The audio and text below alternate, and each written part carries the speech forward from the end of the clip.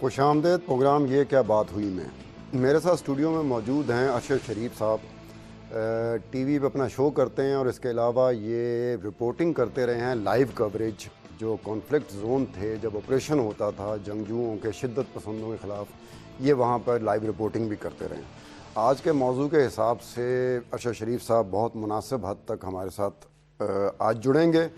बात हो रही है, कुछ दिन पहले एक ब्रादर इस्लामी मुल्क, हमसाया मुल्क ने कुछ शिकायत की है कि कोई एक शिद्दत पसंद तंजीम जैश उल अदल के ने ईरान की सरहद अबूर करके वहाँ कोई कार्रवाई की और वापस वो पाकिस्तान आ गए, सिस्तान बलूचिस्तान बॉर्डर पे। उसके अलावा कुछ दिन पहले सऊदी वलीअहद भी पाकिस्तान आए हुए थे। बात निकल रही है कि पाकिस्तान में एक प्रॉक्सी वॉर लड़ी जा रही है जहाँ पर हमसाया ब्रादर मुल्क और कुछ खलीजी रियासतें भी किसी ना किसी तरीके से उसमें इस तरह से इन्वॉल्व हो चुकी हैं कि एक ग्लोबल लेवल पे जो प्रॉक्सी वॉर लड़ी जा रही थी फ़िरका वारियत की बुनियाद पे, मसलक के बुनियाद पे, बिल आखिर उन्होंने मैदान जंग में पाकिस्तान को मैदान जंग में तब्दील कर दिया।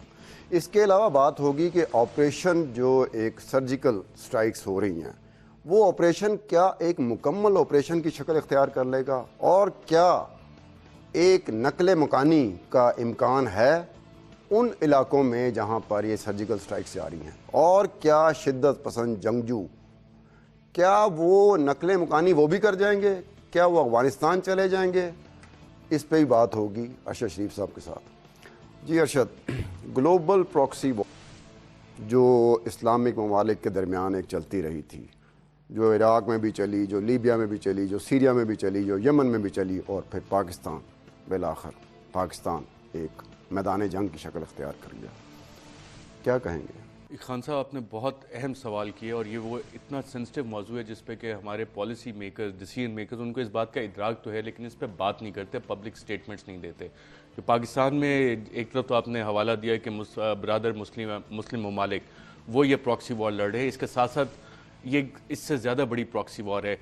अगर हम इसको पहले जो आपने मुस्लिम ब्रादर ममालिक का जिक्र किया उसको देखें तो ये फ़िरका वाराना जंग पाकिस्तान में 1980 की दिहाई में ज़्यादा तेज़ होती हुई हमें नज़र आई। उसके बाद 1990 भी नज़र आया और फिर जब नई सदी शुरू हुई तो ये सिलसिला आज भी चल रहा है। और इसमें जो आपने नाम लिया कि जी सऊदी अरब और ईरान, इसमें इन दोनों का बहुत अहम किरदार भी है।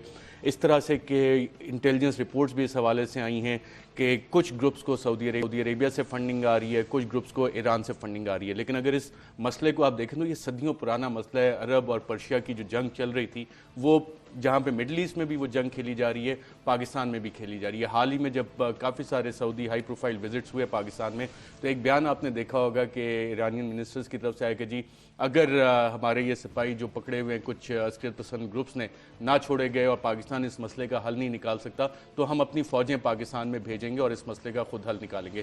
तो ये प्रॉक्सी वॉर अब पाकिस्तान के अंदर बाकायदा लड़ी जा रही है। और सिर्फ ये सिर्फ ब्रादर इस्लामी ममालिक की नहीं है।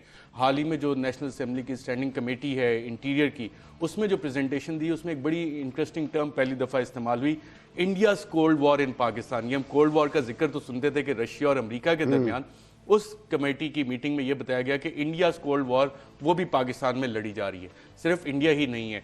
जब हम बात करते हैं कि जनाब यहाँ पे उज़्बेक भी बैठे हैं, हमारे पास मिलिटेंट्स बैठे हैं, हमारे कुछ कबायली इलाकों में चेचन मिलिटेंट्स भी बैठे हैं, तो उज़्बेक्स बैठे हैं तो उज़्बेकिस्तान भी आपके साथ इन्वॉल्व हो रहा है, रशिया के भी वहाँ पे स्टेक्स आ रहे हैं, चाइना जिसके साथ हम कहते हैं कि जी हिमालय से ऊंची और बहरा अरब से गहरी हमारी दोस्ती है, पाक चीन दोस्ती जिंदाबाद के हम नारे लगाते थकते नहीं है। चाइना को भी इस एक्सट्रीमिस्ट से मसले हैं जो कि हमारे कबायली इलाकों में और ख़ास तौर पे शुमाली वजीरिस्तान में कुछ उनके ग्रोह मौजूद हैं और बाकायदा दफ्तर खारजा की लेवल पे ये प्रोटेस्ट लॉन्च हुए। तो जब इस तरह की सूरत हाल ब्रादर इस्लामी ममालिक नहीं, एक ग्लोबल प्रॉक्सी वॉर जो है वो भी पाकिस्तान में इस वक्त खेली जा रही है। लेकिन मैं तो ये कह रहा था कि मसलक की बुनियाद पे, फ़िरका वारियत की बुनियाद पे अब हो ये रहा है कि जो ये चैरिटी है, डोनर्स हैं, चैरिटी है, जिसको चंदा भी कह सकते हैं आप, ये कहा जा रहा है कि जो मुख्तलिफ रिपोर्ट्स आई हैं, जैसे आपने भी जिक्र किया, इसी तरह अमेरिका में मुख्तलिफ रिपोर्ट्स आई, 9/11 कमीशन रिपोर्ट आई, UN सिक्योरिटी काउंसिल की रिपोर्ट आई, CIA की रिपोर्ट्स आई, जिसमें उन्होंने कहा कि जी प्राइवेटली जो दौलतमंद सऊदी चैरिटी ऑर्गेनाइजेशंस हैं, दौलतमंद सऊदी इंडिविजुअल्स हैं, वो चंदा और डोनेशन के नाम पर वो जो फंडिंग करते हैं वो लाम अल्टीमेटली वो चंदा जो जाता है वो जाता है इंतहा पसंद जो तंजीमें फ़िरकावारियत की बुनियाद में पाकिस्तान में बनी, जिनकी तादाद बहुत कलील सी है, लेकिन उनकी स्ट्रेंथ इतनी हो चुकी है कि आपके मेरे जो ये सोसाइटी के सोशल फैब्रिक्स हैं उनके लिए वो बहुत बड़ा ख़तरा बन चुके हुए हैं। तो उसमें ये बात हो रही है। लेकिन साथ साथ एक और बात भी ये करता चलूँ कि जहाँ पर अमेरिका दबे दबे लफ्ज़ों में इन फंडिंग्स की बात करता रहा है, जहाँ के उनके अपने रिपोर्ट्स की बात करते हैं, मतलब 9/11 कमीशन रिपोर्ट में तो उन्होंने यहाँ तक कह दिया था कि उसामा बिन लादेन तो गरीब हो चुका हुआ था 1994-95 में, उसके बाद पैसे नहीं थे।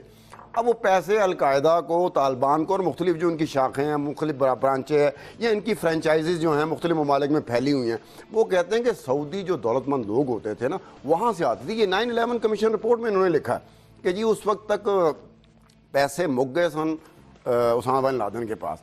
अब उसके अलावा साथ साथ चलें तो ये विकीलीक्स का आपने जिक्र सुना होगा, जहाँ पे हिलेरी क्लिंटन जो स्टेट सेक्रेटरी ऑफ स्टेट वो कहते हैं, उनका जो डिप्लोमेटिक केबल लीक हुई थी उसमें वो कहा जाता है कि जी उन्होंने जो अमाउंट बताई थी, जो पैसे बताए गए थे, वो बताए गए थे कि $100 मिलियन सालाना तौर पर पंजाब में, साउथ पंजाब में, और पंजाब का भी एक हिस्सा साउथ पंजाब, यहाँ पर वो तकसीम होते हैं एक ख़ास तरीके से। और वहाँ पर जो विकीलीक्स में एक और बात कही गई थी वो ये कही गई थी कि वहाँ पर रिक्रूटमेंट का एक नेटवर्क बनाया गया है जहाँ 8 से 12 साल की उम्र के बच्चे वो मुकद्दस वॉर के लिए, मुकद्दस जंग के लिए भर्ती होंगे। तो ये अमेरिका ये कहता रहा। फिर मुझे एक और बात याद आ रही, रिचर्ड हॉर्टब्रुक की, जो अमेरिकी सफ़ीर थे, उन्होंने सऊदी अरब का जब विज़िट किया था 2009 में, तो मिनिस्ट्री ऑफ इंटीरियर जो थी वजारत दाखिला सऊदी अरब की, वहाँ उन्होंने जाके ये बात की उनसे कि जनाब ये इस तरह, उन्होंने कहा वहाँ से जो सऊदी हुकाम थे उन्होंने कहा कि जी ये आप पुरानी बात कर रहे हैं, 80 की दहाई की बात कर रहे हैं, 90 की दहाई की बात कर रहे हैं, जब आप भी पैसे दे रहे थे, हम भी पैसे दे रहे थे, आपके इत्तेहादी भी पैसे दे रहे थे और हमारी तरह के जो खलीजी रियासतें थे वो उस वक्त तो हम पैसे दे रहे थे, उस वक्त पैसा देने पे, फंड्स देने पे कोई इतराज़ नहीं था। अब ये है कि ये बीमारी जो है जाते जाते टाइम लगेगा। कुछ लोग हैं इंडिविजुअल्स, उनकी हम गारंटी नहीं देते, कुछ इंडिविजुअल लेवल, लेकिन स्टेट लेवल पे हम इस तरह की कोई फंडिंग नहीं करते। बहुत इंटरेस्टिंग आपने बात की और दोनों साइड्स आपने कवर कर दी, तारीख का हवाला भी दे दिया, सऊदी वर्जन भी दे दिया, अमेरिकन वर्जन भी दे दिया। लेकिन बात आती है जब मदरसों की, आप जो सुपर पावर जो भी होती है वो एक तरह से जो हमारी बातचीत है, डिस्कोर्स है, इवन मीडिया, उसको भी इन्फ्लुएंस करता है कि खबरें किस तरह से आनी है, थिंक टैंक्स की रिपोर्ट्स किस तरह से जानी है। यही वो थिंक टैंक्स थे जब यूनिवर्सिटी ऑफ नेब्रास्का $51 मिलियन दे के जिहादी करिकुलम बना के पाकिस्तान के मदारिस में इंट्रोड्यूस किया गया। ये वही अमेरिकन एडमिनिस्ट्रेशन थी जिमी कार्टर के दौर में, जब कुछ मिलियन डॉलर्स देने की पाकिस्तान को बात नहीं, नहीं ये कम है, $4 बिलियन पाकिस्तान में आए कि जी ये मदरसों का सिस्टम पूरा इस्टेब्लिश किया जाए। 9/11 के बाद आपके हीरोज़ चेंज हो गए, वो विलन बन गए। तो उन्हीं थिंक टैंक्स ने, जिनका आपने हवाला दिया कि उनकी रिपोर्ट्स के मुताबिक ये चीज़ें आ रही हैं, उन्होंने करिकुलम बनाने के लिए भी यूएसएड की माशाल्लाह एजुकेशन एडवोकेसी के नाम पे बहुत फंडिंग आ रही है। डिफेड जो बरतानिया का इदारा है, development department for international development बरतानिया का, उसकी बहुत सारी फंडिंग अब आ रही है एजुकेशन के नाम पे। और हमारी बहुत सारी एनजीओ जो 1976 की यूएस कांग्रेशनल इन्वेस्टिगेशन रिपोर्ट है, कांग्रेशनल इन्वेस्टिगेशन रिपोर्ट है, उसमें बड़ा वाज़ेह दिया हुआ है कि यूएस एड के फ्रंट के तौर पे ये एनजीओ किस तरह से काम करती हैं। तो जब ये हमने अब चेंज किया 9/11 के बाद सारी चीज़ें, तो वो सारी चीज़ें वही डॉलर जो इन चीज़ों को बनाने के लिए आ रहे थे, अब वो कह रहे हैं नहीं जी ये बहुत बड़ा मसला बन गया है हमारे लिए, अब हमने इसको ख़त्म करना है। तो ये वो प्रॉक्सी वॉर है जिसको उन्होंने इनवर्ट पाकिस्तान के अंदर टर्न कर दिया है, जिसका हमारे पॉलिसी मेकर्स को इदराक ज़रूर है, लेकिन इसके लिए इकदाम नहीं। यूएस एड की बात की थी, यूएस एड की बात की थी, मेरा एक ज़हन में आ गया कि 2002 से 2007 तक गालबन को $250 मिलियन जो था ना, वो पाकिस्तानी एजुकेशन सिस्टम को हर लेवल पे उन्होंने रिफॉर्म करना था।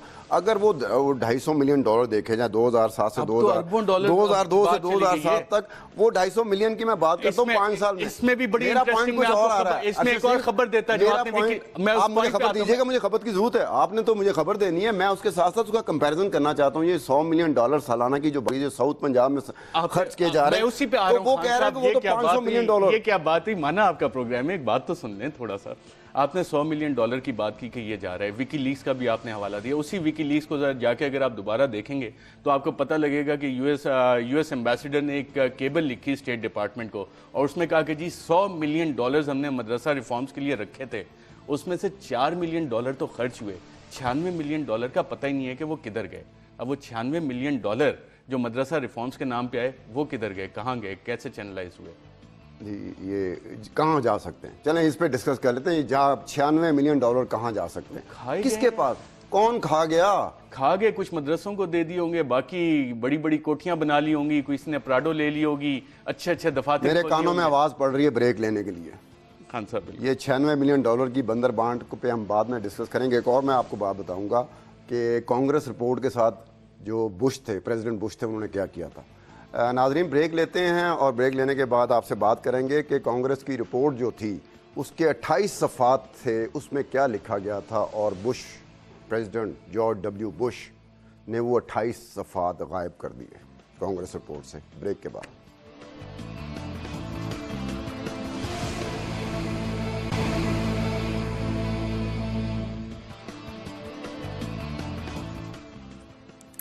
Welcome back to the show.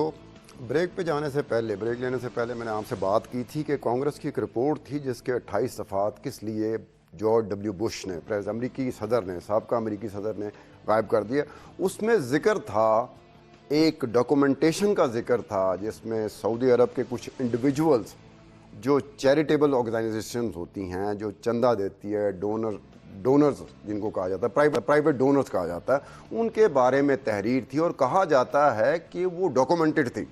यानी कि अमेरिका के भी अपने मकासद थे। अमेरिका जहां पर सऊदी अरब को एक अपना मजबूत इत्तेहादी समझता था मशरिक़ वस्ता की सियासत में और बाकी जगहों पे, और कुछ थोड़ा सा सुना कि तेल के मामले में भी डिपेंडेंट था अमेरिका सऊदी अरब के। अपने तो अमेरिका ने तेल के ज़खायर बनाए हुए हैं जिसको ऑयल डिप्लोमेसी कहते हैं। इराक जंग के बारे में जो कहा जाता था कि ये जंग, और जो कि बाद में साबित भी हुआ कि जो डोजियर्स बनाए गए थे वेपन्स के हवाले से, वो सारे झूठे साबित हुए। और वॉर फॉर ऑयल जो लंदन में इतना बड़ा प्रोटेस्ट भी हुआ था 2003 में, उसमें ये सारे बैनर से उस वक्त सारे ये डिनाई करते थे। लेकिन बाद में जब अमेरिका यहाँ पे आया, बरतानिया आया, फ्रांस, आप जब कॉन्ट्रैक्ट्स उठा के देखें, इराक में जो कॉन्ट्रैक्ट्स मिले हैं उसके बाद ऑयल के, वो सारे इन्हीं वेस्टर्न गवर्नमेंट्स की कंपनीज को मिले हैं। कुछ रशिया के साथ डील हुई, कुछ कॉन्ट्रैक्ट रशिया तो को ये मिले। जब बात करते हैं, अमेरिका जब बात करता है, अमेरिका जब फंडिंग की बात करता है, वो ईरान को, तो वो ईरान के साथ उनके मामला ठीक नहीं रहे। ईरान के बारे में बात करते बड़ी खुल्लम खुला बात करते थे कि ईरान फंडिंग कर रहा है। अगर यहाँ भी बात होती थी कि फंडिंग कर रहा है, लेकिन सऊदीज़ के बारे में और खलीजी रियासतों के बारे में मौके की मुनासबत से अमेरिका बात करता था। ऐसे लगता था कि जैसे दबे दबे लफ्ज़ों से वो शिकायत कर रहे हों, क्योंकि इन सारी फंडिंग में, जैसे उन्होंने कहा, जब मिनिस्ट्री ऑफ इंटीरियर जो थी सऊदी इंटेलिजेंस के, CIA के बहुत गहरे राब्ते रहे हैं। अफगान जिहाद जो हमारे नेबरहुड में रही, पाकिस्तान के जरिए लड़ी गई जो जंग, उसमें सऊदी पैसा कैसे आ रहा था, वेपन्स किस तरह से आ रहे थे, उसमें आपकी अपनी intelligence agency, Saudi intelligence agencies, American intelligence agencies बहुत क्लोज कोऑपरेशन कर रही थी। एक बताएं, एक बात जो टर्निंग पॉइंट आया, जो प्रॉक्सी वार थी, जो फिरका वारियत की बुनियाद पर पाकिस्तान अल्टीमेटली मैदान जंग बन गया इंटरनेशनल फोर्सेस का, जिसमें इस्लामिक ममालिक भी आ गए, और आप बता रहे हैं कि चाइना भी आ गया, इंडिया भी आ गया, चेचन भी आ गया, ताजिकिस्तान भी आ गया। अच्छा, इसका जो टर्निंग पॉइंट था, गालबन वो टर्निंग पॉइंट वही था जिस वक्त में इस्लामिक रेवोल्यूशन आ रहा था, ईरान में आ चुका हुआ था, और पाकिस्तान में ज़ियाउल हक के ख़ास किस्म का इस्लामी निज़ाम लाना चाहते थे, जहाँ फिर सऊदी अरब और मुख्तलिफ खलीजी रियासतों ने कहा कि स्पिल ओवर इफेक्ट होता है। यही होता है ना कि इंकलाब कहीं फैल ना जाए। अब ईरान ने तो अपना इंकलाब फैलाना था, और जहाँ जहाँ शिया आबादी थी, ख़ास फ़िरके की जो आबादी थी, वहाँ तो उसने कुछ ना कुछ करना था। लेकिन ये क्या आप कहते हैं कोई जवाबी कार्रवाई के तौर पर खलीजी रियासतें और सऊदी अरब एक्टिव हुआ कि हमारी कहीं बादशाहत पे कोई? खान साहब, आप इतने सेंसिटिव टॉपिक्स आप लेके बैठ जाते हैं, इतनी सेंसिटिव आप बातें लेके बैठ जाते हैं। छप चुकी हैं।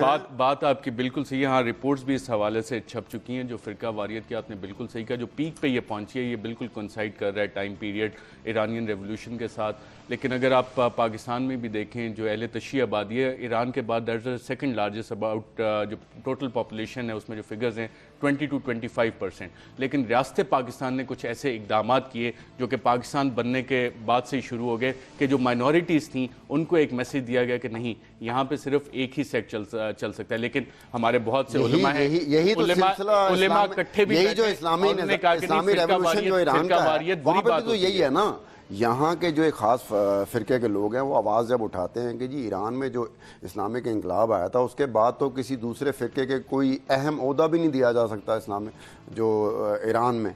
अब उसके बाद एक चाल अच्छा देखें, जहाँ जहाँ इस्लामिक एक वर्शन आता है, जहाँ एक ख़ास किस्म की शरिया की बात की जाती है, तो दो इस्लामिक मुबालिक है उनके दरमियान टेंशन हो जाती है। अगर आप देखें रज़ा शाह पहलवी का दौर जब शहनशाहियत थी ईरान में, तो 1960 बार की जो पाक भारत जंग थी और 1971 की जो पाक भारत जंग थी उसमें ईरान मुकम्मल तौर पे पाकिस्तान से खड़ा हो गया था। बल्कि यहाँ तक हुआ था, रज़ा शाह पहलवी ने फ्रांस में इंटरव्यू देते हुए कहा था कि पाकिस्तान को तनहा मत समझिएगा, मैं 100% लफ्ज़ इस्तेमाल किया गया था, मैं और मेरा ईरान 100% पाकिस्तान के पीछे और साथ खड़ा है। और इसके साथ साथ यहाँ तक भी बात हुई थी कि 1965 में मेरे ख्याल में दौरान जंग ईरान ने ये कहा था कि मैं तेल की सप्लाई भारत को बंद कर सकता हूँ, और साथ साथ भारत ने इल्ज़ाम लगा दिया था कि दौरान जंग पाकिस्तान को तेल की सप्लाई मुफ्त फ्री में जाती रहती। और दूसरी एक बात जो बलूचिस्तान के हवाले से हुई है, जो कुछ दिन पहले वाक़या वहाँ पर हुआ है, ये अजीब सी बात है, कॉन्ट्रडिक्शन तारीख में आ रही है। जब पाकिस्तान में, आपको याद होगा, अलहदगी पसंद की जो कुव्वतें थी ज़ोर पकड़ रही थी बलूचिस्तान में भुट्टो दौर में, तो ईरान की और पाकिस्तानी फ़ौजों ने मिल के वो ऑपरेशन किया था, वो अलहदगी पसंदों की सरकोबी की थी, और उसमें पूमा हेलीकॉप्टर भी इस्तेमाल हुए थे जो ईरान की तरफ से आए थे। अब एक देखें आइडियल सिचुएशन बनती है जहाँ वहाँ बादशाहत होती है, यहाँ पर जुल्फ़िकार अली भुट्टो होते हैं, तो दोनों मुल्क के दरमियान फ़िरका वारियत की बहस पे कोई बात ही नहीं हो रही होती। लेकिन जूँ ही इस्लामी इनकलाब ईरान में आ जाता है, जूँ ही यहाँ पर ज़िया-उल हक़ का एक वर्शन आता है शरिया का, तो ही हमारी टेंशन बढ़ती है, और हम जो आलमी फोर्सेज हैं उसकी जो प्रॉक्सी वार मुख्तलिफ इस्लामी मुल्कों में चल रही होती है, वो अचानक ये मुल्क उसका गढ़ बन जाता है। और उसका जो आप एक जो डोनेशन की बात होती है, उससे मुस्तफ़ीद तो वो लोग हो रहे होते हैं जो आटे में नमक के बराबर हैं। आपकी बातें बिल्कुल सही हैं, और ये तारीख़ में हक़ाइक़ हमारे पास मौजूद हैं। इसमें एक और चीज़ भी अगर आप देखें, जो आपने सारे हवाले दिए, इस वक्त जो पाकिस्तान में मुख्तलिफ जगह पे आपको कॉन्फ्लिक्ट नज़र आता है, वहाँ पे भी आपको ये फ़िरका वारियत का अंडरलाइन, जब आप डीप रूटेड कॉजेज़ निकालते हैं तो वहाँ भी यही चीज़ आपको नज़र आती है, अंडरलाइन कॉजेज़ उसमें आपको यही नज़र आते हैं। और जो तारीख़ में आपने अच्छी मिसालें दी, अभी भी पाकिस्तान और ईरान कोशिश कर रहे हैं कि अपने हालात मज़ीद बेहतर करें। सदर ज़रदारी के दौर में इस पर बहुत कोशिश हुई, सदर ज़रदारी साहब ने एक विजिबल पॉलिसी शिफ्ट लेके ईरान को इंगेज करने की बाकायदा कोशिश की। पाकिस्तान ने इंटरनेशनली अमेरिका के साथ इंगेजमेंट में ईरान के साथ कोशिश की। नवाज शरीफ साहब अभी भी कोशिश कर रहे हैं, पाक ईरान सरहदी कमीशन का भी रिसेंटली इजलास हुआ है, तिजारत के लिए रूट्स खोलने की बात हो रही है। लेकिन तारीख में कुछ ऐसे भी इवेंट्स आए लेबनान के हवाले से जहाँ पे पॉलिसी आपको डिफरेंस नजर आया। इराक के पाकिस्तान इस तजब्जुब का शिकार था कि कौन सी हमने लाइन लेनी है, किस तरह से जाना है। जब ईरान के ऊपर न्यूक्लियर सैंक्शंस की बात आती है, वहां पे काफी सारी बहस आती है। तो ये जो प्रॉक्सी वॉर ग्लोबल लेवल पे देखें, अरशद शरीफ आपने मुझे लीड दे दी। जहां ईरान के साथ पाकिस्तानी मामलात इस तक पहुंच गए, वहां एक और बात है कि चूंकि ईरान के अमेरिका के साथ सफारती ताल्लुकात नहीं हैं, तो पाकिस्तान का जो सफारत खाना वाशिंगटन डीसी में है, वहाँ ईरानी मुफादात का एक विंग है जो ईरानी मुफादात की रिप्रेजेंट करता है वहाँ पर। तो आपने एक शख्स का नाम सुना होगा जो न्यूक्लियर साइंटिस्ट था ईरान का, शहराम अमीरी। वो गायब हो जाता है 2009 में। 2009 में वो हज के लिए जाता है सऊदी अरब, वो गायब हो जाता है। उसके बाद उसके मुतालिक जो हमने लास्ट टाइम जिक्र किया था ना वीडियो मैसेजेस का, उसकी भी 2 वीडियोस रिलीज़ होती हैं। एक वीडियो होती है जिसमें वो क्लेम कर रहा है, जो बंदा दिखाया गया है कि शहरी अमीरी बैठा हुआ, ये न्यूक्लियर साइंटिस्ट है ईरान का, वो कह रहा है कि जी मुझे सऊदी इंटेलिजेंस और CIA ऑपरेटिव्स इन्होंने मुझे किडनैप किया, मुझे टॉर्चर कर रहे हैं और ईरान के न्यूक्लियर जो प्रोग्राम के बारे में मुझसे कोई इन्फॉर्मेशन लेना चाह रहे हैं। और दूसरी जो वीडियोस थी उसमें कहा गया था कि जनाब मैं, अगेन एक बंदा आता है, वो कहता है मैं शहराम अमीरी हूँ और मैं अपनी मर्जी से अमेरिका आया हूँ। अब इन 2 कॉन्फ्लिक्ट जो होता है वीडियोस का, उसके बाद वो बरामद कहाँ से होते हैं, वो नमूदार कहाँ पे होते हैं? वो पाकिस्तानी सफारत खान में जो ईरानियन मुफादात का विंग होता है, वहाँ से वो नमूदार होते हैं और कहते हैं जनाब मुझे तेहरान जाने दिया जाए। यानी कि आप देखें ना, एक जगह ये बात हो रही है और दूसरी जगह सफारत खाना जो अमेरिका में पाकिस्तान का सफारत खाना, वो ईरानियन मफादात की निगरानी भी कर रहा होता है। तो हम एक किस किस्म की उसमें चल रहे हैं इस वक्त? जो ईरानियन मफादात की निगरानी की आपने बात की, पाकिस्तान और ईरान ने कोशिश की है कि बहुत अच्छे अपने ताल्लुकात लेके चले। और सरगोशियां मेरे कानों में चल रही हैं। खान वाला जब वाकया हुआ था उसमें भी ये एलिगेशन लगी थी पाकिस्तान के ऊपर बाकायदा तौर पे कि ईरान को भी हमने सेंट्रीफ्यूजेस फ्राहम किए हैं। बाकी ममालिक तो आप छोड़ें, लिबिया का आप जिक्र छोड़ें, नॉर्थ कोरिया छोड़ें, ईरान के ऊपर भी हमारे ऊपर ये इल्ज़ाम लगा था। ब्रेक बड़ी जल्दी लेनी पड़ गई मुझे।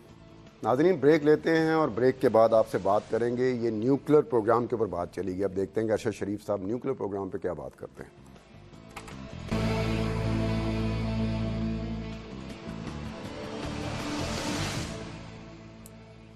खुशामदेद ब्रेक से वापसी पर।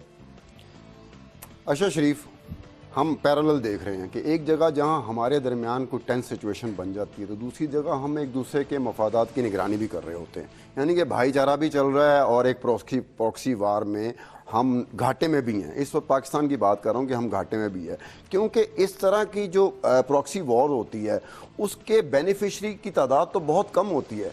वेर है जो अक्सरियत होती है, आबादी का जो बड़ा हिस्सा होता है, वो तो उसकी जो सियासी ज़िंदगी है, उसकी जो मजहबी ज़िंदगी है, उसकी जो माशी ज़िंदगी है, उसकी जो अखलाकी ज़िंदगी है, उस पर उसका बहुत बुरा असर पड़ता है। ऐसे लगता है कि चंद हैंडफुल कलील मिकदार में लोग हैं जो पूरी आबादी के बड़े हिस्से को, चाहे वो इस सेक्ट से उसका ताल्लुक हो, चाहे इस फ़िरके से ताल्लुक हो, चाहे उस फ़िरके से ताल्लुक हो, वो उसका ऐसा लगता है यरगमानी बन चुका हुआ है, होस्टेज बन चुका हुआ है। क्या कहेंगे आप? पीरुल खान साहब, आपने बिल्कुल सही बात की और इसमें बहुत जो पाकिस्तान आज मैदान जंग आपको बना हुआ नज़र आ रहा है, लेकिन उसमें भी ऐसे हालात में भी चंद ऐसे लोग हैं जो कि इससे फ़ायदा उठा रहे हैं। आप इस्लामाबाद की सड़कों पे निकल जाएं और ख़ास तौर पे 2001 के बाद से आपने ये देखा होगा कि पाकिस्तान में और ख़ास तौर पे इस्लामाबाद में जो इंटरनेशनल ऑर्गेनाइजेशंस जो NGO के नाम पे आई हैं पाकिस्तान में, उनके एजेंडे क्या हैं उसकी आज फैल चुके हुए हैं। किसी ने अकाउंटेबिलिटी नहीं की। कोई आपके पास मैकेनिज्म नहीं है, कौन सी कॉन्सुलेट से कितना पैसा आ रहा है, किस एम्बेसी से किसको कितना पैसा डायरेक्टली दिया जा रहा है, कहाँ ये पैसा जा रहा है, कहाँ इस्तेमाल हो रहा है, मदरसों को दिया जा रहा है। कोई तो निगरानी इदारा कर रहा होगा, कोई इदारा नहीं निगरानी कर रहा, वो अलग बात है। डायरेक्ट डीलिंग चल रही है। खान साहब, पाकिस्तान वाहिद मेरे ख्याल से ऐसा मुल्क है, इंडिया ने कानून बनाए हुए हैं कि फॉरेन कंट्रीब्यूशन एक्ट इंडिया में बना हुआ है, रशिया ने इस पे कानून बनाए हुए हैं, अमेरिका में इवन कानून इस पे मौजूद है। आप किसी भी जमहूरी मुल्क की मिसाल ले लें, वहां पे ये कवानीन मौजूद है फॉरेन कंट्रीब्यूशन की। हम लोग इस तरफ देखते ही नहीं है। खुलेआम आप जैसे आपने बात की है कि बहुत सारे लोग इससे इफेक्ट हो रहे हैं, लेकिन चंद लोग बहुत। कोई इदारा होगा जो नजर रख के बैठा होगा, वो अलग बात है कि वो इदारे भी माफ कीजिएगा, उसमें भी ऐसे लोग हैं जो बाद में रिटायरमेंट के बाद बड़े बड़े ओहदे उनके नाम के साथ लगे होते हैं और इन्हीं इदारों के लिए काम कर रहे होते हैं, और वो इनको जब वो सर्विस में होते हैं उनको कल्टीवेट कर लिया जाता है। खान साहब, ताकि आप उधर नजर ना डालें। अच्छा शरीफ साहब, ये केक उसी तरह बट रहा है जिसने आपने कहा कि $100 मिलियन आया था मदारिस के रिफॉर्म्स के लिए। $96 मिलियन बात मेरे डाइजेस्ट नहीं कर रहा। आप खोल लें विकीलीक्स, अमेरिकन एम्बेसडर की उसमें केबल लिखी हुई है कि हमने $100 मिलियन दिया, सिर्फ $4 मिलियन खर्च हुआ, 96 मिलियन का पता ही नहीं। आप विकीलीक्स की केबल निकाल लें, उसमें बकायदा लिखा हुआ है। और ये पैसा आना था एजुकेशन मिनिस्ट्री के जरिए और आगे डिस्पर्स होना था एनजीओस के जरिए। किधर गया वो पैसा? होशरुबा फिगर है, होशरुबा स्टैटिस्टिक्स हैं। हमने आज तक नहीं, मैंने कम से कम मैंने हो सकता है ये ना पढ़ा, लेकिन मैं एक बात बताऊं कि इतनी होशरुबा फिगर मैंने पहली दफा सुन रहा हूं कि भी 100 में से 4% 4% हो गया ना। अगर $100 मिलियन में से $4 मिलियन, और ये तो वो है ना जो डॉक्यूमेंटेड है, जो मैं आपको कह रहा हूं कि काउंसलेट्स के जरिए से जा रहे हैं, एम्बेसीज के जरिए से डायरेक्ट जा रहे हैं, उसका तो हिसाब ही नहीं है। ये तो हम वही बात कर रहे हैं ना, जो फंडिंग की बात हो रही है, प्राइवेटली डोनेशन की बात हो रही है, चैरिटी की बात हो रही है, वो तो बात हम ऑलरेडी कर रहे थे। जिसका कोई चैनल, जिसका हमारे पास आपके पास कोई सबूत नहीं है, अमेरिकियों के पास सबूत होता है, और वो करते क्या, वो वक्त का इंतजार करते हैं कि अब वक्त आएगा इस हीरो को विलन बनाना है, तो ये चीज रिलीज कर देते हैं, और जब उस विलन को हीरो बनाना होता है किसी को, तो दूसरी चीज रिलीज कर देते हैं। वो तो अपने, लेकिन उनको पता तो होता है, अमेरिकियों को पता तो होता है। आप क्या समझते हैं पाकिस्तानियों को नहीं पता, हमारे इदारों को नहीं पता कि ये चीजें हो रही हैं? खान साहब, सिर्फ पता है इनको कि शायद ये चीजें हो रही हैं, लेकिन इस पर तहकीकात, और जिस तरह की आप डॉक्यूमेंटेशन की बात कर रहे हैं कि अमेरिकियों के पास बाकायदा डॉक्यूमेंटेशन है, हमारे इकोनॉमिक अफेयर्स डिवीजन के पास सिर्फ वो फंडिंग की है जो गवर्नमेंट टू गवर्नमेंट आ रही है, जो डायरेक्ट आ रही है, हमारे प्राइवेटली आ रही है। प्राइवेटली नहीं, जो गवर्नमेंट्स हमारे प्राइवेट लोगों को पैसे दे रही हैं काउंसलेट्स और एम्बेसीज के जरिए, और मुख्तलिफ इदारों को दे रही है, जिसमें मदारिस भी शामिल हैं, जिसमें मुख्तलिफ फ़िरके के लोग मौजूद हैं, डिफरेंट ऑर्गेनाइजेशंस हैं जो फ़िरका वारियत ला रही हैं। उसका हिसाब किसी के पास नहीं है। माफ़ कीजिएगा, हमारे इदारे सो रहे हैं। सत्तू पी के, जैसे शेख रशीद साहब कह रहे हैं ना, सत्तू मैं पी के यकीन के तौर पे कह सकता हूँ एक दिन ये होगा कि यही इदारे इस तरह की रिपोर्ट्स के साथ अपीयर हो रहे होंगे कि देखें जी 1900 और उसका क्रेडिट शायद आपको जाएगा कि 2010 इतना अहम मौजू पे आपने आज बात की और इसको अच्छा अरशद शरीफ, इसी मौजू को आगे लेके चलते हैं। जो ये क्या कहते हैं, सर्जिकल स्ट्राइक्स कहते हैं, आप तो स्पॉट और इवेंट कवरेज करते, लाइव कवरेज करते रहे हैं। अच्छा, इसका जो अब शुरू हो गया है, अब हम फंडिंग की तरफ से इस ऑपरेशन की तरफ आ रहे हैं कि अगर इस सर्जिकल स्ट्राइक्स जो हैं, इसको आप क्या समझते हैं कि अगर ये फुल फ्लज्ड एक मुकम्मल तौर पे एक ऑपरेशन बन जाता है, तो क्या आप ये कोई फोर्सी कर रहे हैं कि उस एक वक्त में जब ये ऑपरेशन की शक्ल इख्तियार कर लेगा तो जिन जिन इलाकों में ये ऑपरेशन हो रहा है उन इलाकों से सिविलियन की नकल मुकानी का कोई इम्कान आप देख रहे हैं? और दूसरी बात ये है कि जो जंगजू हैं, तालिबान है, जब ये देखेंगे कि ये तो मारने पे आ गए तो सेफ हेवन इनका क्या अफगानिस्तान बन जाएगा? क्या ये बॉर्डर क्रॉस करके वहाँ चले जाएंगे? तो क्या अफगान हुकूमत जो हामिद करज़ई है वो क्या इसको किस तरह से लेगी? और दूसरी तो उसके बाद एक और चीज़ है कि इनकी जो स्ट्राइक की एबिलिटी है, हमला करने की जो स्ट्रेटजी है, वो कमज़ोर पड़ जाएगी या उसमें कोई फ़र्क नहीं पड़ेगा? बहुत अहम सवालात हैं सत्तार खान साहब। इसमें पहले तो हम बात कर लें कि जो हमारे लोग अपने घरों को छोड़ के इंटरनली डिस्प्लेस्ड लोग होंगे। वज़ीरिस्तान की जो लास्ट हमारा सेंसस हुआ था 1998 का, उसके मुताबिक तकरीबन 3,60,000 पॉपुलेशन है। अब पॉपुलेशन इंक्रीज भी पिछले 12-15 साल का अगर डाल लें तकरीबन 5 लाख, तो उसमें से जो एक्सपेक्ट किया जा रहा है कि 2.5 से 3 लाख लोग जो हैं वो बेघर होंगे, IDPs बनेंगे और बन्नू, डेरा इस्माइल खान और पेशावर में उनको सेटल करना पड़ेगा। और इस हवाले से हुकूमत पाकिस्तान अक़वाम मुत्तहिदा के इदारों के साथ रब्ता भी कर रही है। लेकिन इसमें एक शॉकिंग मैं आपको फिगर देता चलूँ कि UNHCR की अभी रिसेंट हाल ही में कुछ अर्सा पहले रिपोर्ट आई थी जिसमें बताया गया पाकिस्तान में इस वक्त भी, आज की तारीख में भी 1 मिलियन लोग यानी 10 लाख अफराद बेघर हैं। और ये वो लोग बेघर हैं जो बलूचिस्तान अर्थक्वेक में हुए, उसके बाद फ्लड्स पाकिस्तान में आए, और उसके बाद जो मिलिट्री ऑपरेशन हमने ट्राइबल एरियाज में किए, वो तादाद 10 लाख अफराद की जो अपने घरों को अभी तक नहीं जा सके। जनूबी खान साहब एक छोटी सी बात, जनूबी वजीरिस्तान की मैं छोटी सी एक फिगर देता चलूं, मुझे खिसकने देना था, वापसी जनूबी और बात होगी ना। हम जा नहीं रहे, हम हमेशा के लिए नहीं जा रहे, हम वक्ती तौर पे जा रहे हैं। हमारा इनखला जो है ना वो वक्ती तौर पे है। वो इनखला वो नहीं है जो आप बात कर रहे थे कि 10 लाख अफराद जो अभी तक अपने घरों में वापस नहीं जा सके। जनूबी वजीरिस्तान की मैं आपको फिगर्स देता हूं कि वहां पे कितने गांव थे और उन गांव में। अच्छा, श्री साहब कह रहे हैं कि अभी तक 1 मिलियन 10 लाख के करीब वो लोग हैं जो मुख्तलिफ वक्तों में नकल मुकानी करने में मजबूर हुए थे, वो अभी तक अपने घरों में वापस नहीं जा सके। और अब ये जो सर्जिकल स्ट्राइक्स है, इसके नतीजे में अगर कोई एक नई खेप नकलें मुकानी करने वालों की निकलती है तो फिर क्या होगा? इस पर बात करेंगे ब्रेक के बाद। प्रोग्राम में एक मरतबा फिर खुशामदेद।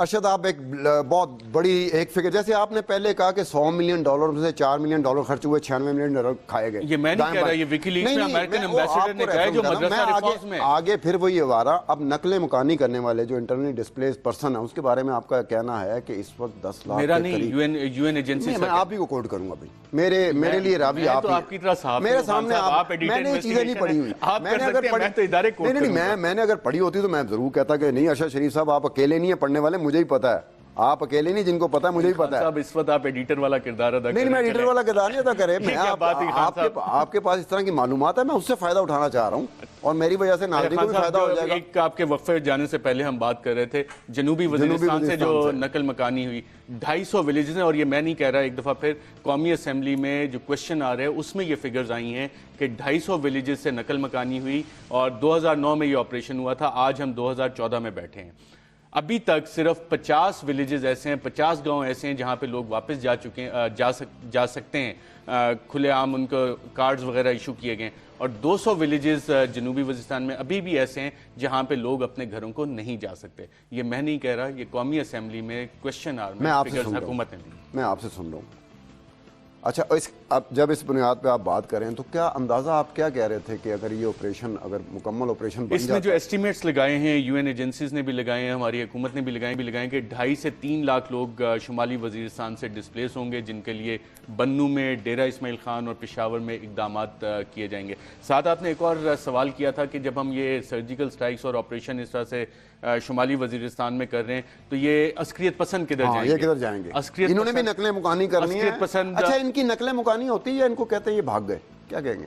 अब ये डिपेंड करता है कि टर्म क्या इस्तेमाल होती है? सिविलियन जो पीसफुल लोग होते हैं आप डिफरेंट इस्तेमाल कर सकते हैं, और ये सहाफ़ियों के लिए एक बहुत बड़ा मसला है कि आप कहेंगे जी फरार हो गया, भाग गया या चले गए। खबरों में तो अक्सर यही जिक्र होता है ना। वो डिपेंड करता है कि कौन किस तरह से जिक्र करता है, कौन कितने चले वो नकले मुकानी करके वो फरार हो गए, वो भाग गए, चाहता है। आप किसी भी चले गए तो शायद वो एक थोड़ी सी न्यूट्रल टर्म आ जाती है, चले गए, चले गए। अगर आप कहें फरार हो गए तो शायद शाहिदुल्लाह शाहिद या बाकी नहीं, अगर ये कहेंगे आपकी बात का नहीं, अगर हम कहेंगे तशरीफ ले गए, चले हम कहते हैं तशरीफ ले गए या चले गए या अफगानिस्तान उन्होंने जाना है या अफगानिस्तान भाग गए, क्योंकि उन्होंने अपने लिए सेव हेवन ढूंढा ना। जब वो देखेंगे ये स्ट्रेटजी भी तो रिट्रीव भी करना है, और कोई पार्ट होता है स्ट्रेटजी का। उमर खालिद खुरासानी और मुल्ला फजलुल्लाह के बारे में हमारे इदारे बावसूख जो इन्फॉर्मेशन देते हैं, ऑथेंटिक इन्फॉर्मेशन देते हैं कि उनको वहाँ से बाकायदा फंडिंग हो रही है। और पाकिस्तान ने बाकायदा अभी जब 23 FCI एहलकारों की शहादत का इशू आया तो बाकायदा अफगान गवर्नमेंट से प्रोटेस्ट भी लॉन्च किया है कि जनाब ये यहाँ पे काम हो रहा है, ये ग्रुप्स यहाँ पे बैठे हैं और आपने इनके खिलाफ एक्शन लेना है। जब यहाँ पे शुमाली वज़ीरिस्तान में ऑपरेशन होगा तो इसमें एक्सपेक्ट ये किया जा रहा है क्योंकि जनूबी वज़ीरिस्तान में ऑलरेडी आपकी फोर्सेस बैठी हैं, जितने रूट्स वहाँ से एग्जिट के इनवर्ट्स पाकिस्तान के वहाँ पे आपने ब्लॉक किया हुआ है, इंटेलिजेंस ऑपरेशन आपके जारी हैं। तो असलियत पसंदों की ये वाहिद रास्ता है कि ये बनता है कि वो अफगानिस्तान चले जाएं। अब अफगानिस्तान में क्या हम ये एक्सपेक्ट कर रहे हैं कि वो कुनड़ और नूरिस्तान एक इलाका है जहाँ पर अक्सर इनका आना जाना, जहाँ मुल्ला फजलुल्लाह का भी यहाँ पे ये बात आती है कि जाते हैं इंटरनेशनल कोलिशन फोर्सेस जो अफगानिस्तान में बैठी हैं और पाकिस्तान को हमेशा कहते रहे डू मोर, जब वहां से असलियत पसंद आके पाकिस्तान पे हमले करते हैं। दीर की मिसाल हमारे सामने, लोअर दीर, अपर दीर, वहां पे आके उन्होंने हमले किए। मोहम्मद एजेंसी में आके हमले किए। उमर खालिद खुरासानी मोहम्मद एजेंसी का कमांडर है, अफगानिस्तान में बैठा है, वहां से आके, हालांकि मोहम्मद एजेंसी है, बॉर्डर के ऊपर हमारी फोर्सेज बैठी हैं, बॉर्डर अटैक्स होते हैं। तो जब ये अफगानिस्तान चले जाएंगे, फरार हो जाएंगे या भाग जाएंगे तो एक्सपेक्ट ये किया जा रहा है कि कम अज कम पाकिस्तान की टेरिटरी से ये जब वहाँ जाएंगे तो हमले कुछ कम हो जाएंगे, इनकी सेंचुरीज जो हैं, सेफ हेवन्स हैं, वो वहाँ पे डिस्ट्रॉय हो जाएंगे। और जो एक नई सूरत हाल वहाँ पे बनने जा रही है कि अफगान तालिबान और TTP की रिलेशनशिप किस तरह होगी। इसमें एक और अहम बात है कि हम तहरीक तालिबान पाकिस्तान, अफगान तालिबान को तो चलो हम कहते हैं तालिबान का नाम उनके साथ एसोसिएट, इनको किसने तालिबान का नाम दे दिया? मुल्ला फजलुल्लाह जो अब अमीर है तहरीक तालिबान पाकिस्तान के, इनके अगर आप बैकग्राउंड देखें तो ये स्वात में एक चेयर लिफ्ट ऑपरेटर होते थे, वहाँ से उठते उठते जनाब अमीर बन गए और हमने इनके साथ टाइटल्स लगा दिए। मंगल बाग एक बस कंडक्टर होते थे। और इसी तरह के आप जब बैकग्राउंड्स इनके चेक करने शुरू करते हैं, डिटेल्स और हिस्ट्रीज निकालते हैं तो यही चीजें आती हैं। फिर आप जो प्रॉक्सी वॉर की आपने बात की थी, प्रॉक्सी वॉर की आपने बात की थी ना, किसी ने बड़ी सोच विचार करके ये नाम प्रोपेगेट किया कि जी इनका नाम तहरीक तालिबान पाकिस्तान होना चाहिए ताकि वो जो जेनवन तालिबान, अफगान तालिबान जो ऑक्यूपेशन फोर्सेस के खिलाफ लड़ रहे हैं और ये वाले तालिबान जो पाकिस्तान के अंदर अपनी जंग लड़ रहे हैं, इनमें डिस्टिंक्शन ख़त्म हो जाए। और जिस डिस्कोर्स को जिस तरह से म्यूटिलेट किया जाता है, जिसकी आपने भी कुछ मिसालें शुरू में दी कि किस तरह फंडिंग आती है, आते हैं पाउंड आते हैं, रियाल आते हैं, सऊदी रियाल आते हैं, ईरानी रियाल आते हैं, ये डिस्टिंक्शन फिर ख़त्म होकर इस तरह के हालात में हम फंस जाते हैं। तो जो स्ट्राइकिंग एबिलिटी है उसमें फ़र्क पड़ेगा इनका, ये वहाँ बैठ के वो स्ट्राइक जैसे अब कर सकते, अब करते रहे हैं जिस तरह से, तो स्ट्राइकिंग एबिलिटी में फ़र्क पड़ जाएगा सरहद के उस पार जाके, या कोई वो जो फ़र्क होगा बड़ा नॉमिनल किस्म का होगा? अच्छा खान साहब, क्योंकि ट्रेनिंग तो इनकी काफी हो चुकी है, सरहद के इस पार से भी हमला करना, सरहद के उस पार से भी जो फिगर्स वगैरह पेश हुई हैं कि पाकिस्तान के तकरीबन तमाम इलाकों में ये नेटवर्क फैला हुआ है, इनके स्लीपर सेल्स मौजूद हैं। लेकिन जो हमारे फौजी और अस्करी डिसीजन मेकर्स हैं, उनकी प्लानिंग ये है कि अगर इन सेंचुरीज को ख़त्म किया जाता है तो पाकिस्तान में शिद्दत पसंदी में कम से कम 40% कमी ज़रूर वाक़ होगी। इनके लिए इतना आसान नहीं होगा पाकिस्तान में इस तरह की एक्टिविटीज़ कैरी आउट करना, पाकिस्तान में खुदकुश बमबारी करना इतना आसान नहीं होगा, इतनी आसानी से इनरोड्स नहीं होंगे। और जो बाकी ब्लोबैक इफेक्ट है इसका, वो एक्सपेक्ट करेंगे तकरीबन 2 महीने तक इसका ब्लोबैक इफेक्ट आ सकता है। सिक्योरिटी अलर्ट्स उस हवाले से इशू हो चुके हैं और इंटेलिजेंस ऑपरेशन जारी हैं मुख्तलिफ शहरों में बशमूल इस्लामाबाद कि जहाँ जहाँ स्लीपर सेल्स मौजूद हैं, इनके लोगों को, इनके हमायतियों को उसमें पकड़ा जाए और इस ब्लोबैक इफेक्ट को रोका जाए। हिम्मत कर सकते हो एक आधा सवाल और पूछने की? खान साहब, ये क्या बात हुई? आपका प्रोग्राम है, आप पूछते हैं जो पूछें। मैं तो आपको बढ़ा रहा था, आपको बढ़ाना भी तो है ना मैंने। ये जो पिछले कुछ दिन, एक दिन पहले, 2 दिन पहले, जो एक दिन में जो 6 स्ट्राइक्स हुई हैं मुख्तलिफ इलाकों में, और उसके बाद जो क्लेम आया है कि इतने टेररिस्ट, इतने दहशतगर्द, इतने जंगजू, इतने शिद्दत पसंद, ये करते हुए बॉम्ब बनाने वाले एक्सपर्ट, जैकेट्स बनाने वाले एक्सपर्ट, बारूदी अपना ट्रक बनाने वाले एक्सपर्ट, ये मारे गए। अब मुझे एक बात बताई जाए, ज़रा कॉमन सेंस है, जहन में सवाल आ जाता है। मुझे बात बताइए, ये क्या उसी दिन पता चला था कि ये इनके ठिकाने हैं, या इन्फॉर्मेशन के पास पहले से थी? और अगर इन्फॉर्मेशन पहले से थी तो क्या किस चीज़ का इंतज़ार? अच्छा, सत्तार खान साहब, बहुत इंटरेस्टिंग बात की, और सहाफ़ियों के लिए बहुत अहम चीज़ भी होती है कि जी एक तरफ आपको जब ये इस तरह का कॉन्फ्लिक्ट हो कि आप किस तरह से रिपोर्ट करेंगे इसको। नॉर्मली जो आपकी डिस्कोर्स होता है वो हुकूमती वर्जन कैरी कर रहा होता है, और ये जितनी आपने फिगर्स दी कि जी इतने अस्करियत पसंद मारे गए, ये हुकूमती ज़राए से ये इन्फॉर्मेशन आ रही थी। और हुकूमती ज़राए की इन्फॉर्मेशन को जो लोग इसको सिक्योरिटी को कवर करते हैं, सहाफ़ी, उनको ये बात भी पता है कि जब ये सिक्योरिटी इदारे हमारे इस तरह की फिगर्स देते हैं तो उनके पास बाकायदा इंटेलिजेंस इंटरसेप्ट्स आते हैं जो कि आपस में असलियत पसंद बातचीत कर रहे होते हैं, वहाँ से वो कैजुअल्टी फिगर्स वगैरह उनको पता लगती हैं और वो फिगर्स आगे देती हैं। जहाँ तक इन ठिकानों की इंटेलिजेंस के बारे में बात है, काफ़ी हद तक हमारे इदारों को पता है कि कहाँ कहाँ पे किन इलाकों में इनकी कंसंट्रेशन है, किस इलाके में कौन सा ग्रुप मौजूद है, क्या क्या उनकी कैपेबिलिटीज़ हैं, उन ठिकानों का मौजूद है। और ये स्ट्राइक्स हुई हैं, वज़ीर दिफा ख्वाजा आसिफ साहब ने बाकायदा ऐलान जंग किया है और बताया है कि जनाब अब ये बातचीत मजीद आगे नहीं चलेगी, और अगर वहाँ से कार्रवाई होगी तो जवाबी कार्रवाई की जाएगी। तो जो मैंडेट था वो बाकायदा सिक्योरिटी फोर्सेस को दिया गया है इन कार्रवाइयों करने का, और उसके बाद ये कार्रवाई। जैसे ये तालिबान से बातचीत का वक्त ख़त्म हो चुका, आपकी बात से ही लगता है, उसी तरह हमारे प्रोग्राम का भी तकरीबन वक्त ख़त्म हुआ चाहता है। मुझे सिर्फ खुदा हाफिज़ कहने का कहा गया है कि मेरे पास और टाइम नहीं है। नाज़रीन, कल दोबारा मुलाकात होगी। आपको सिर्फ मैं खुदा हाफिज़ ही कह सकता हूँ। कल दोबारा मुलाकात होगी इसी प्रोग्राम में। अब्दुल सत्तार खान को इजाज़त दीजिए।